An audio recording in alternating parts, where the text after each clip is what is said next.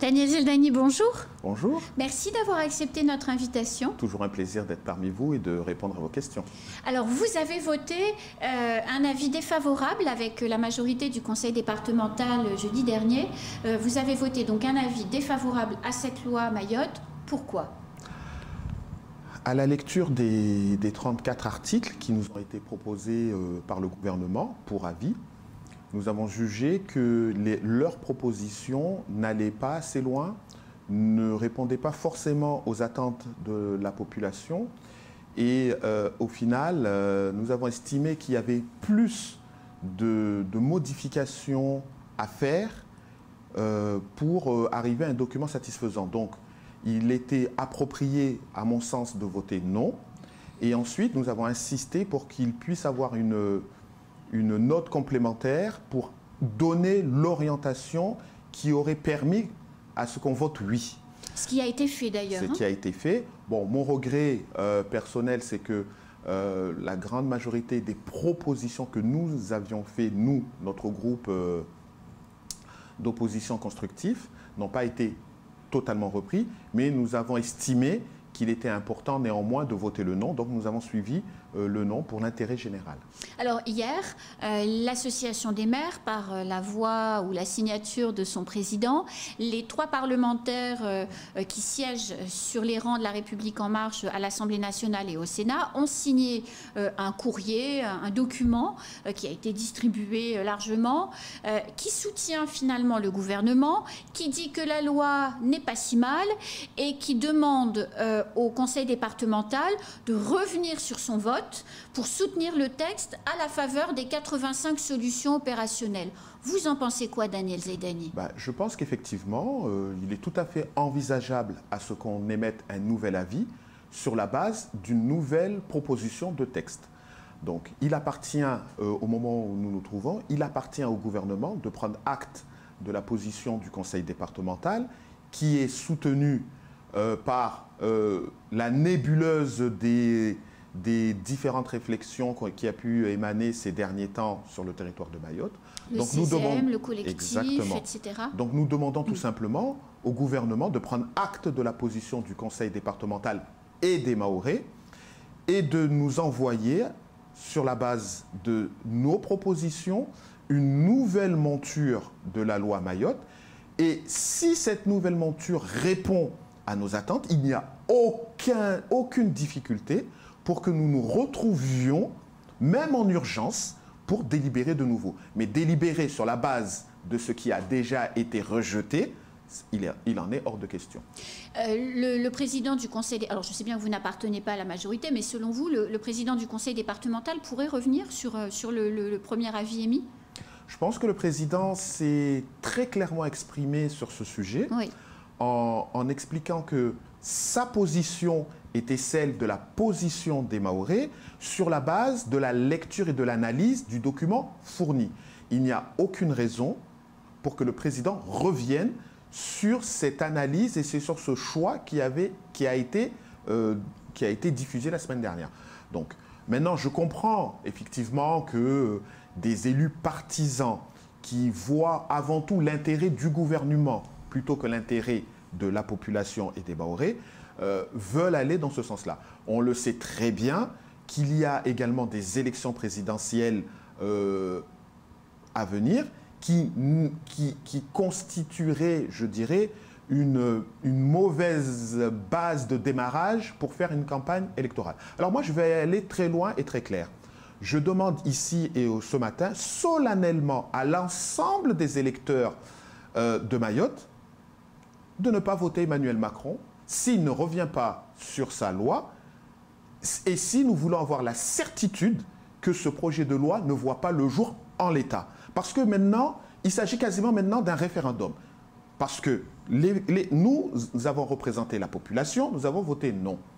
Le gouvernement et un certain nombre de parlementaires estiment que nous avons mal fait.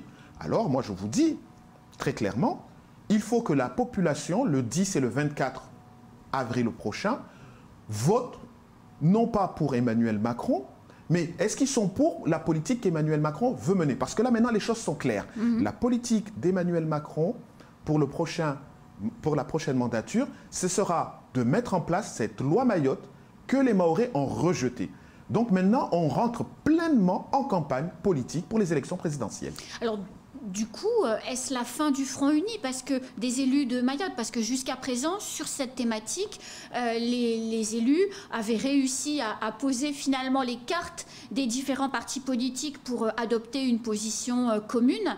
Depuis hier, les cartes sont reprises en main et vous venez de l'expliquer. Écoutez, vous savez, les choses évoluent régulièrement. Je vous rappelle quand même que cette loi Mayotte ne sort pas de nulle part. Parce qu'en vérité, quelle est la difficulté qui réside aujourd'hui sur ce document? C'est que cette proposition ne vient pas de nulle part. C'est quand même le fruit d'un travail qui a été entamé depuis plusieurs années et auquel les Mahorais élus au pouvoir n'ont pas vraiment dit des contradictions. Je vous prends un exemple très simple. Annick Girardin, ça fait plus de 5 ans qu'elle venait à Mayotte et qu'elle expliquait qu'il manque de l'ingénierie à Mayotte.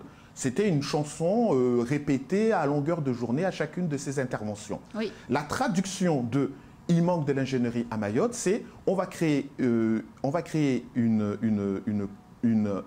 établissement qui va reprendre toutes les compétences des collectivités pour faire le job des élus ». Mais si le président du conseil départemental à l'époque ou éventuellement le président de l'association des maires de l'époque s'était positionné contre cette affirmation, il n'y aurait pas eu une traduction dans la loi. De la même manière, le rapport du sénateur Tani qui émane du Sénat et donc sous la houlette des LR, puisque je rappelle que le Sénat est majoritairement LR.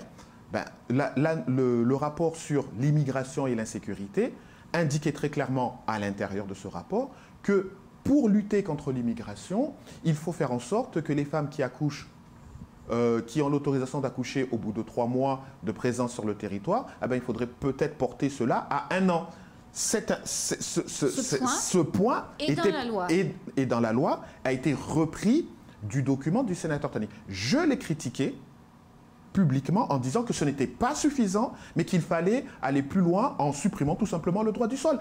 Mais malheureusement, encore une fois, les élus en exercice ne se sont pas positionnés sur ce type de... C'est pour ça que je dis que tout ça ne vient pas de nulle part. Je vous rappelle également, en 2016, lorsque le sénateur Tani, à la demande du conseil départemental, lorsque je le présidais, avait demandé une révision du mode électoral uniquement et qui nous avait été accordé 51 élus avec une liste unique, les parlementaires de l'époque, avec le président du conseil départemental, s'étaient insurgés, avaient refusé cette loi et considéraient qu'il fallait juste une loi qui consistait simplement à basculer sur le droit commun. À basculer sur le droit commun, juste sur le mode électoral. À considérer, non, qu'il fallait y additionner un certain nombre de choses qui a conduit finalement au toilettage institutionnel, qui n'a jamais abouti, mais qui revient aujourd'hui à travers cette loi Mayotte. Donc, encore une fois, ce sont les erreurs du passé qui conduisent à ce document.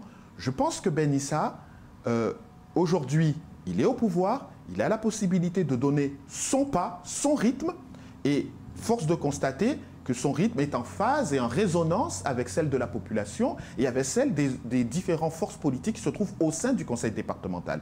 Si maintenant des parlementaires apparentés LRM ou un président d'association des maires avec une mouvance LRM de maires décide d'être en décalage, décide d'être en décalage avec la population, oui, c'est leur choix, mais cela ne remet en aucun cas cette unité que nous avons mis en place pour la population de Mayotte. Je pense tout simplement qu'ils se sont mis d'eux-mêmes en marge de notre société et ces choix-là leur appartiennent et il faudra à un moment donné qu'ils viennent s'expliquer ici ou devant les urnes. Et ils paieront justement tout à fait devant la population leur choix dans les urnes. Alors, quand même, sur l'initiative de l'association des maires, tous ne sont pas en phase avec, les 17 maires ne sont pas en phase avec le texte.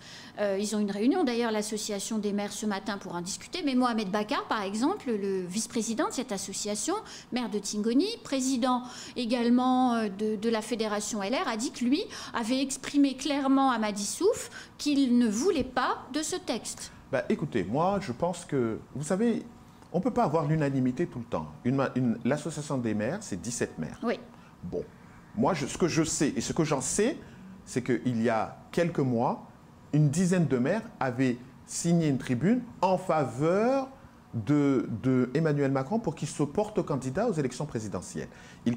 Le même gouvernement aujourd'hui propose un projet de loi. Si ces mêmes élus décident de donner un avis favorable à ce projet de loi, écoutez, moi je ne vais pas leur jeter la pierre. Je dis, ce sont des élus, ils défendent leur position politique. Si leur position politique est basée sur l'alignement de la pensée gouvernementale, c'est leur choix et il leur appartiendra de leur expliquer. Moi, je sais par contre qu'en tant qu'élu de terrain, élu à Pamandzi par les électeurs de Pamandzi, il est inenvisageable d'être favorable à une expropriation du foncier en faveur d'une piste longue sans aucune discussion auprès des propriétaires potentiels de ces parcelles. Donc, la députée Ramlati qui est de Pamandzi, le maire de Pamandzi qui est donc de Pamandzi, s'ils sont favorables à ce genre de choses, ils viendront s'expliquer auprès de leurs électeurs. Moi, je suis élu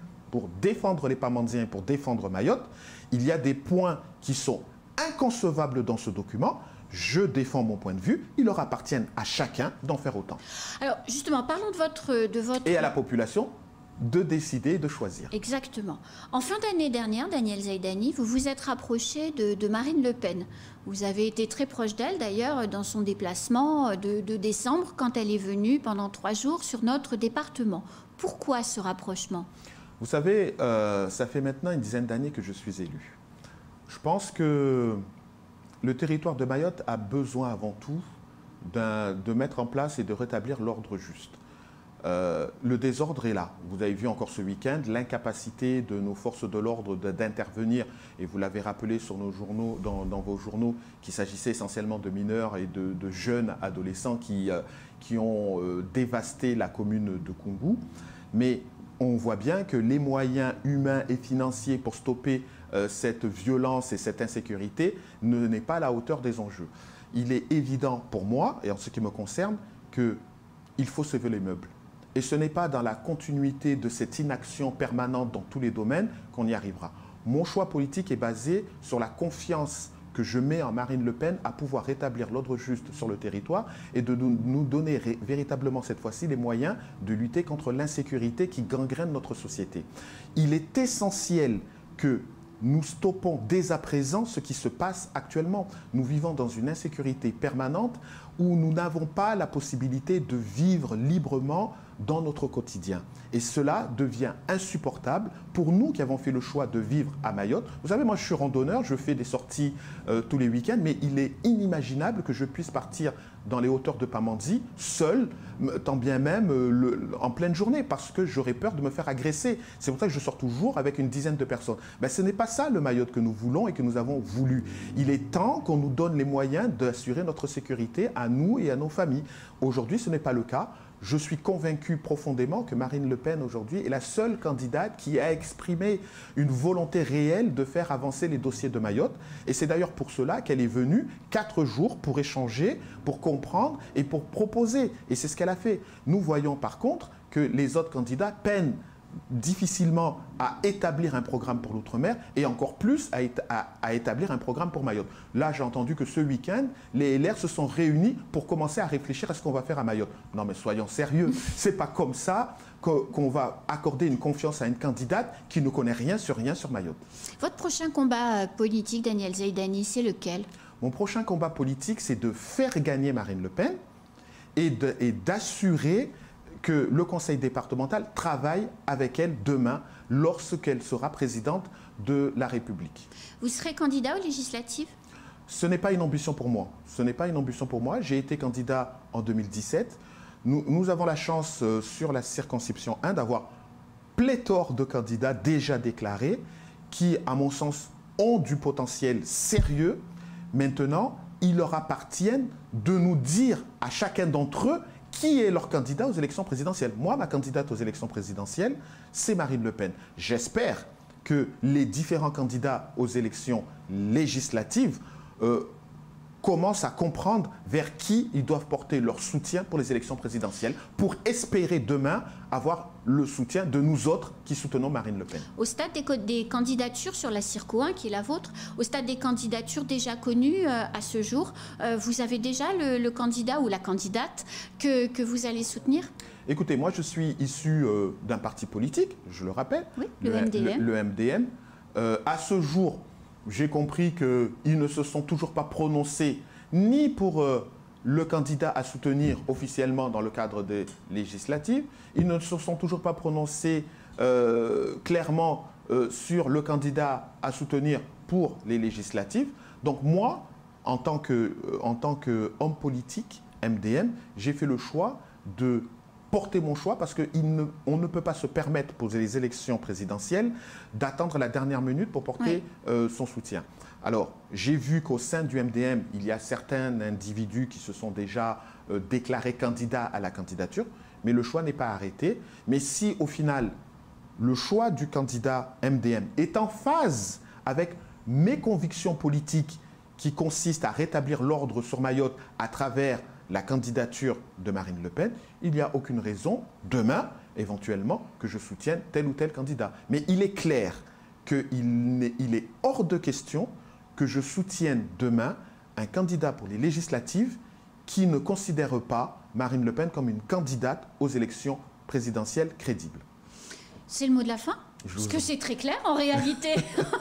Merci beaucoup Daniel Zaidani. Je vous remercie. À bientôt sur nos antennes. Très bientôt et faisons en sorte que le changement se fasse rapidement parce que Mayotte est perdue et Mayotte a besoin d'un véritable changement où les Mahorais seront enfin écoutés à travers une loi-programme que propose Marine Le Pen.